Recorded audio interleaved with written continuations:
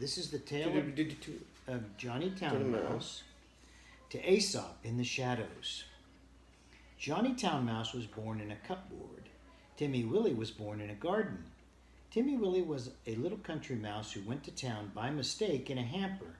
The gardener sent vegetables to town once a week by carrier. He packed them in a big hamper. The gardener left the hamper by the garden gate so that the carrier could pick it up when he passed. Timmy Willie crept in through a hole in the wickerwork, and after eating some peas, Timmy Willie fell fast asleep. He awoke in a fright while the hamper was being lifted into the carrier's cart. Then there was a jolting and a clattering of horses' feet. Other packages were thrown in. For miles and miles, jolt, jolt, jolt, and Timmy Willie trembled amongst the jumbled up vegetables. At last the cart stopped at a house where the hamper was taken out, carried in, and set down. The cook gave the carrier sixpence. The back door banged, and the cart rumbled away. But there was no quiet. There seemed to be hundreds of carts passing. Dogs barked, boys whistled in the street, the cook laughed, the parlour-maid ran up and down stairs, and a canary sang like a steam engine. Timmy Willie, who had lived all his life in a garden, was almost frightened to death. Presently the cook opened the hamper and began to unpack the vegetables. Out sprang the terrified Timmy Willie. Up jumped the cook on a chair, exclaiming, "A mouse, a mouse! Call the cat! Fetch me the poker, Sarah!" Timmy Willie did not wait for Sarah with the poker. He rushed along the skirting board till he came to a little hole, and in he popped. He dropped half a foot and crashed into the middle of a mouse dinner party, breaking 3 glasses. "Who in the world is this?" inquired Johnny Town Mouse. But after the first exclamation of surprise, he instantly recovered his manners. With the utmost politeness, he introduced Timmy Willie to 9 other mice, all with long tails and white neckties. Timmy Willie's own tail was insignificant. Johnny Town Mouse and his friends noticed it, but they were too well bred to make personal remarks. Only one of them asked Timmy Willie if he'd ever been in a trap. The dinner was of 8 courses, not much of anything, but truly elegant. All the dishes were unknown to Timmy Willie, who would have been a little afraid of tasting them, only he was very hungry and very anxious to behave with company manners.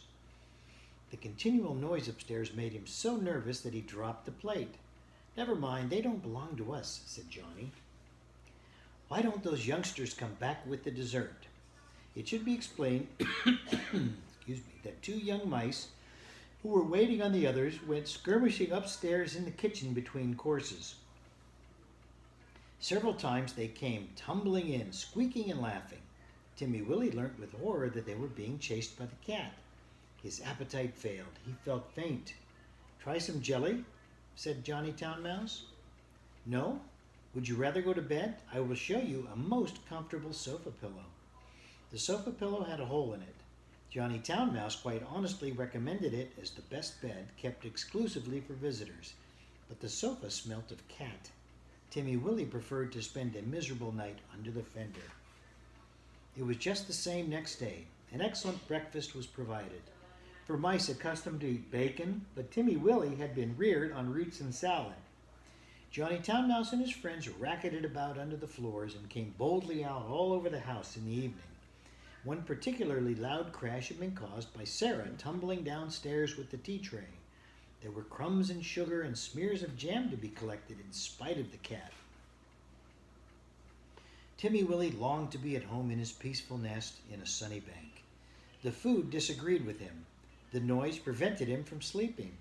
In a few days he grew so thin that Johnny Town Mouse noticed it and questioned him. He listened to Timmy Willie's story and inquired about the garden. "It sounds rather a dull place. What do you do when it rains?" "When it rains, I sit in my little sandy burrow and shell corn and seeds from my autumn store. I peep out at the throstles and blackbirds on the lawn and my friend Cock Robin. And when the sun comes out again, you should see my garden and the flowers, roses and pinks and pansies. No noise except the birds and bees and the lambs in the meadows." "There goes that cat again," exclaimed Johnny Town Mouse. When they had taken refuge in the coal cellar, he resumed the conversation. "I confess I am a little disappointed. We have endeavored to entertain you, Timothy William." "Oh, yes, you have been most kind, but I do feel so ill," said Timmy Willie. It may be that your teeth and digestion are unaccustomed to our food. Perhaps it might be wiser for you to return in the hamper. Oh? Oh, cried Timmy Willie.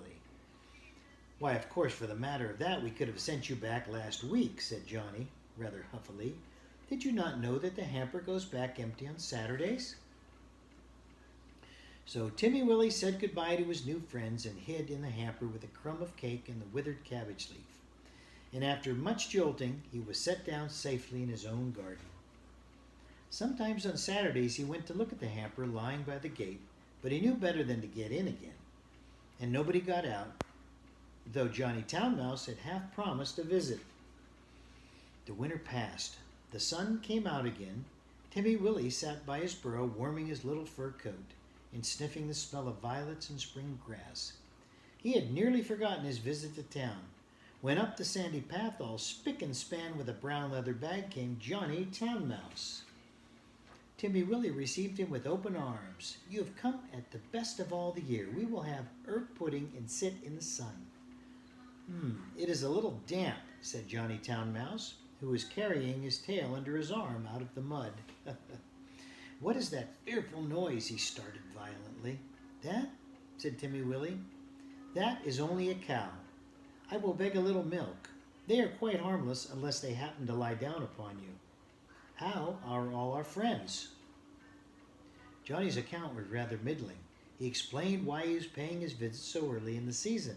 The family had gone to the seaside for Easter. The cook was doing spring cleaning on board wages with particular instructions to clear out the mice. There were 4 kittens and the cat had killed the canary. They said we did it, but I know better, said Johnny Town Mouse. Whatever is that fearful racket? That is only the lawnmower. I will fetch some of the grass clippings presently to make your bed. I am sure you had better settle in the country, Johnny. We shall see by Tuesday week. The hamper is stopped while they are at the seaside. I am sure you will never want to live in town again, said Timmy Willie. But he did. He went back in the very next hamper of vegetables. He said it was too quiet. One place suits one person. Another place suits another person. Okay. Media will For play my louder. part, I prefer to live in the country, like Timmy Willie.